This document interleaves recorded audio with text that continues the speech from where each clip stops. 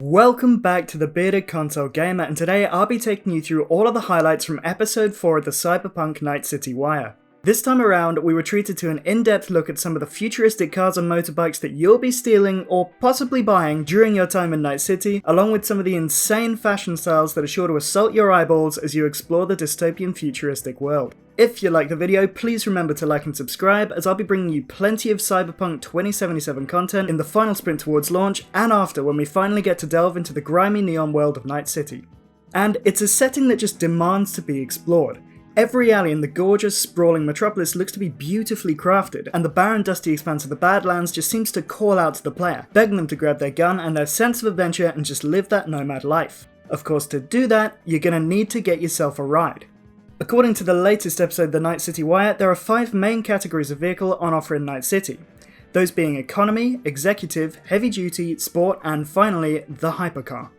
Economy vehicles, as the name would suggest, lack the perks found in the other classes, but make up for it by being cheap, while executive vehicles represent the luxury high-end option and often boast pimped-out exteriors, plush interiors, and some extra wheels for good measure. The heavy-duty autos range from armoured cars to cumbersome trucks, and are perfect for when the player needs to employ a little unstoppable brute force in their endeavour. On the opposite end of that scale, sports vehicles are sleek and offer the high-end performance and handling needed to outrun the fuzz or just give you the edge in a street race. At the apex of the cyberpunk automotive world are the hypercars, the most likely outrageously expensive Bugatti-style creme de la creme of the cyberpunk world, which, according to the sassy voiceover, comes equipped with heavy armor and LiDAR sensors. LiDAR, by the way, stands for Light Detection and Ranging, and is a pulsed laser-based remote sensing technology often used by NASA to examine Earth's atmosphere. I'm not quite sure yet how the laser tech is going to be integrated into the hypercars, but I can't wait to find out. It'll probably be some cool-looking sci-fi pulse-based scanning thing which you'll be able to see on the dashboard of your car. Finally, we were told that there's going to be a selection of present-day cars roaring around the streets of Night City alongside their high-tech cousins, including Johnny Silverhand's personal ride, a vintage 1977 Porsche 911. And now, it being a vintage 1977 model means that Johnny Silverhand's car will be 100 years old at the point that Cyberpunk is set, which is a nice little tidbit. And that's just all we know about the cars. There's also going to be drivable motorbikes in the game, but we haven't yet been told whether they're going to fit into the 5 previously mentioned categories, or whether they're just going to be their own thing entirely. According to the dev team, there's going to be plenty of variations of each vehicle, each of which will drive differently depending on their condition and their spec.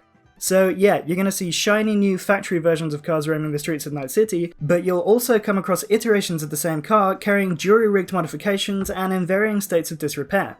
It also sounds like the interior condition of the cars is going to match their exterior, so if you get into a beaten up junker of a car, it's going to have a trashed up dashboard, and that's a nice little thing that's going to add to immersion. Now, you're going to be able to get a pretty good idea of how a car's going to drive in the game just by taking a look at it. I mean, a chromed up, well-maintained sports car is definitely going to handle a lot better than one that looks like it's held together by goodwill and rust. So be choosy in what you steal, because in the words of senior vehicle artist at CDPR Paul DeLassy, if it looks cheap, it's probably going to drive cheap too. So having multiple versions of a car model in a same game isn't exactly groundbreaking, but it is one of those little design decisions which could make Night City feel like a real living city. Regardless, find a car you love and you can either steal it or buy it legitimately through a fixer and store it in your garage. Sadly, players won't be able to modify their cars themselves, but they will be able to buy pre-modified cars that'll have the edge over standard models both in terms of performance and aesthetics. DeLassy also let slip that you're going to be able to summon your car with the press of a button in much the same way that you could summon Roach in The Witcher 3. I personally found this a little bit disappointing, as summoning a car out of thin air is impossible and could break the immersion, whereas it makes perfect sense to summon a horse, because it has a mind of its own and it'll respond to a whistle. That said, Cyberpunk is set in a high-tech futuristic world, so it's possible that they could make it work by employing a Knight Rider-esque car AI system to explain away why the car is able to just come to you at your own will.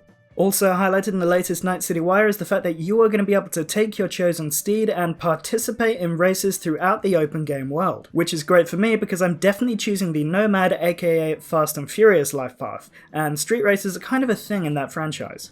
But in general, it looks like the team went to impressive lengths to make sure the cars looked and sound believable, especially considering that Cyberpunk isn't primarily a racing game, and I just can't wait to see how this translates into the gaming experience. In the interest of realism, the crew took a trip to a racetrack and painstakingly recorded the sounds from a diverse range of real-world cars and applied them to their in-game counterparts using techno-wizardry. There's a great behind the scenes in the latest Night City that deals with just how the team captured the sounds, and if you get the time, I'd strongly advise that you go over and watch that part in full, as it really conveys the love and effort that went into making every single facet of this game. As a bonus, you'll also get to hear Keanu Reeves make motorbike noises, which as it turns out is a low-key kink for me. The industrious PR team at CD Projekt Red also gave us a look at a dazzling array of fashion styles that you'll be sure to come across as you rampage your way through the game, and spoilers, they get pretty weird. Judging by the video, most of the people you'll meet will conform to one of four main styles, that being kitsch, neo-kitsch, entropism, and neo-militarism. The flashy kitsch look seems to be defined largely by brightly coloured hair, glowing tattoos, and chrome prosthetics, while the entropism style, which was born of desperation in the wake of the Fourth Corporate War, gives off more of a wear whatever the hell you want vibe. Neo-militarism is all about function over glamour and is usually done by corporate types, while neo-kitsch is the choice look for celebrities and socialites and basically involves peacocking or completely covering your body in metal.